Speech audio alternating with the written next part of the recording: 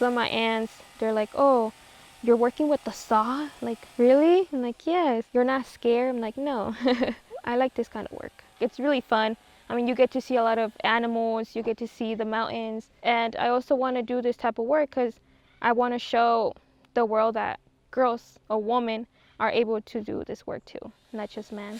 Being a sawyerist, being able to take care of your saw and know what's going on with your saw and clean it, maintain it, so you can keep using it. My responsibility and everybody's responsibility is to cut down all the dead branches all the way down to the stump and make sure the canopies are not touching each other, because if a fire comes through, that tree can light on fire and it can light the other tree on fire, spread everywhere, and it can be a wildfire. We've all been working really hard to help sustain the forest so other people can enjoy it. I really like hard work to be really moving and like quick. The piles are to get all like the brush we cut and we consolidate it in one area.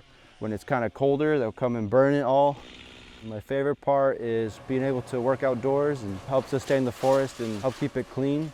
I found really good people. That's why I found out about the forestry technician career, and that's how I know what I want to do with my life now. I always wanted to do like something like with the environment, do my part, you know, to help to sustain it.